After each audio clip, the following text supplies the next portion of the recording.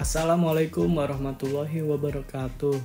Halo semuanya, izin memperkenalkan diri. Nama Nur Arwin Agus Sumantri dengan NIM C240122196. Nah, di sini saya akan menjelaskan sedikit tentang apa itu pertumbuhan. Pertumbuhan sendiri secara umum adalah perubahan secara dimensi, panjang, berat, volume, jumlah, dan ukuran persatuan waktu, baik individu ataupun komunitas. Pertumbuhan baik dipengaruhi oleh faktor lingkungan, diantaranya ukuran, makanan, jumlah ikan, jenis makanan, faktor lingkungan, dan kondisi ikan. Perubahan tersebut terjadi baik pada level individu dan komunitas. Menurut Effendi 1979, pertumbuhan terdiri dari pertumbuhan mutlak dan pertumbuhan nisbi.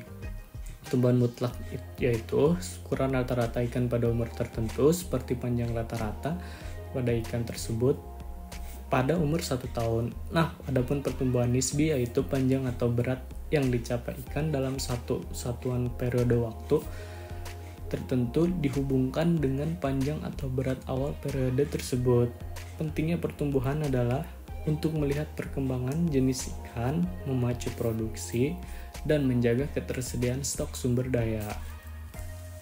Lalu mengatur kegiatan penangkapan atau fishing effort, melakukan pengelolaan untuk keberlanjutan usaha perikanan, produktivitas ekonomik atau economic value dari ketersediaan sumber daya ikan. Nah, adapun tujuan praktikum ini untuk memahami dan mengkaji aspek umur dan pertumbuhan.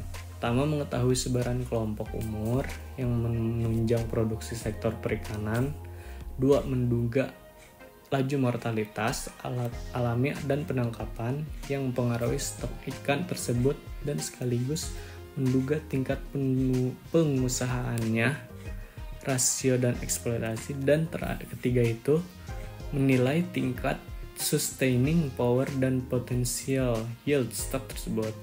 Adapun menurut model Van Bertalanffy, pertumbuhan umumnya dapat ditentukan berdasarkan hasil analisis regresi linear least squares terhadap data lineage yang tersedia berdasarkan hasil pendekatan beberapa model-model matematika. Itu 1984, Butland dan Gonal. Berdasarkan interpas dapat diduga, lalu terakhir umur ikan dapat diduga berdasarkan interpretasi penyebaran frekuensi panjang. Penyebaran frekuensi panjang ikan, contoh yang diperoleh secara periodik. Di praktikum kemarin tentang materi pertumbuhan ini juga kita bedah-bedah loh teman-teman. Nah, pertama itu setiap orang dikasih ikan yang berbeda-beda. Sebelum itu kita persiapkan semua barang alat dan alat-alat sesuai SOP yang telah digunakan. Lalu setelah itu membedakan ikan sesuai prosedurnya. Membelah ikan yang benar tuh ada caranya loh. Pertama, ambil gunting yang berada di saat alat bedah. Kedua, mulai dari anusnya, kita tusuk, potong ke arah atas badannya mengikuti lateralan ikan. 3, jangan dipotong sampai badan ikan terpisah. Setelah mencapai insangnya, kita harus hati-hati karena organ dalam di sekitar situ. Lalu kita ambil bagian organ dalam ikan tersebut, yaitu gonadnya. Nah, gonad, apa itu gonad? Gonad itu adalah organ dalam ikan